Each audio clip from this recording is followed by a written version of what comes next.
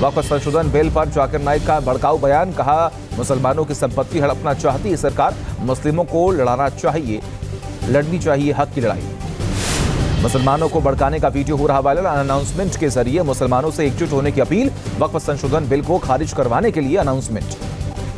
भड़काऊ बयान पर बोले केंद्रीय मंत्री किरेन रिजिजू, कहा मुसलमानों को गुमराह न करे जाकिर नाइक, भारत में हर शख्स को अपनी राय रखने का अधिकार है।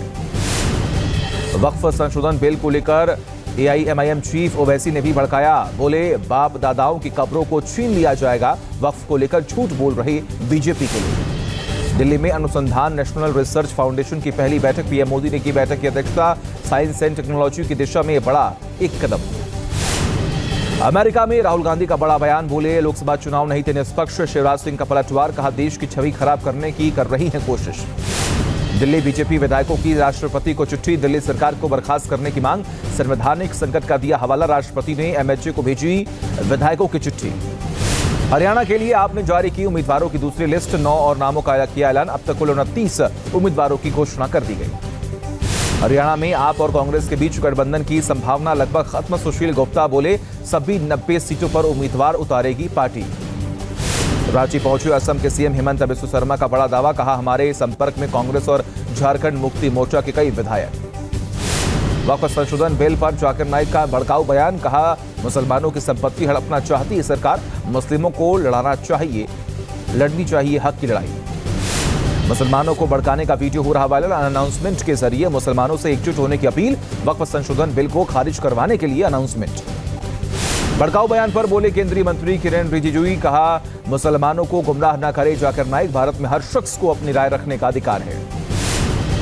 वक्फ संशोधन बिल को लेकर AIMIM चीफ ओवैसी ने भी भड़काया, बोले बाप दादाओं की कब्रों को छीन लिया जाएगा, वक्फ को लेकर झूठ बोल रहे बीजेपी के लोग। दिल्ली में अनुसंधान नेशनल रिसर्च फाउंडेशन की पहली बैठक, पीएम मोदी ने की बैठक की अध्यक्षता, साइंस एंड टेक्नोलॉजी की दिशा में बड़ा एक कदम।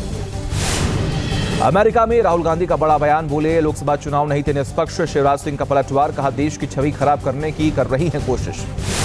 दिल्ली बीजेपी विधायकों की राष्ट्रपति को चिट्ठी, दिल्ली सरकार को बर्खास्त करने की मांग, संवैधानिक संकट का दिया हवाला, राष्ट्रपति ने MHA को भेजी विधायकों की चिट्ठी। हरियाणा के लिए आपने जारी की उम्मीदवारों की दूसरी लिस्ट, 9 और नामों का किया ऐलान, अब तक कुल 29 उम्मीदवारों की घोषणा कर दी गई। हरियाणा में आप और कांग्रेस के बीच गठबंधन की संभावना लगभग खत्म, सुशील गुप्ता बोले सभी 90 सीटों पर उम्मीदवार उतारेगी पार्टी। रांची पहुंचे असम के सीएम हेमंत बिस्वा शर्मा का बड़ा दावा, कहा हमारे संपर्क में कांग्रेस और झारखंड मुक्ति मोर्चा के कई विधायक।